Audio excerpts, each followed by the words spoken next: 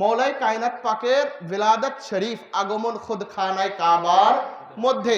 দেখেন, এটা আমাদের দরবার পাকের কোনো নিজস্ব বানানো কোনো আকীদা না, কিতাবের মধ্যে এসেছে। আবার এই কিতাবগুলো আমাদের দরবার পাকের কোনো আলেমও লেখে নাই। চিন্তা করে দেখেন, আমাদের দরবার পাকের কোনো আলেমও লেখে নাই, কিতাবের মধ্যে এসেছে।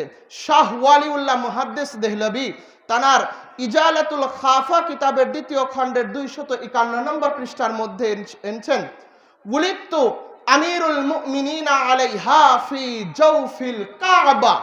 শের খোদা হায়দার কাররার মাওলা আলী আল মুরতজা আলাইহিস সালাতু ওয়াস সালাম তানার আম্মাজান তানাকে খোদ খানায় কাবার মধ্যে আগমন করিয়েছেন। বলো সুবহানাল্লাহ।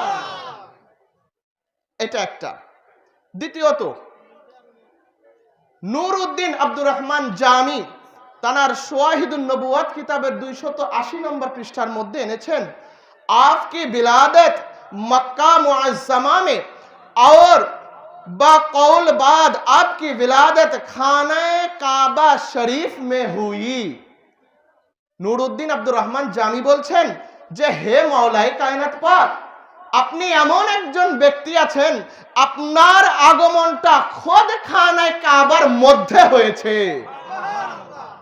শুধু তাই নয়, আবার আল্লামা মাসুদি তানার তারিখে মাসুদির মধ্যে মুরুজুজ জাহাব কিতাবের 2য় খণ্ডের 385 নম্বর পৃষ্ঠার মধ্যে বলেছেন, ওয়াকানা মাউলুদুহু ফিল কাবা।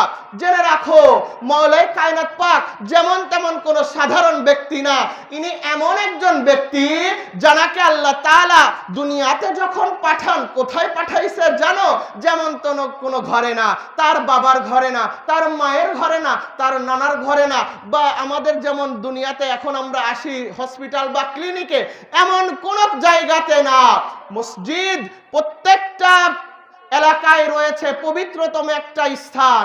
এই সমস্ত মসজিদগুলো যেই ঘরের দিকে মুতাওয়াজ্জু হয়ে থাকে, যেই ঘরের দিকে মুখ করে থাকে, সেই খানায় কাবা, এই খানায় কাবার মধ্যে আল্লাহ তাআলা মাওলা আলীকে পাঠিয়ে দিয়েছেন। বলুন সুবহানাল্লাহ।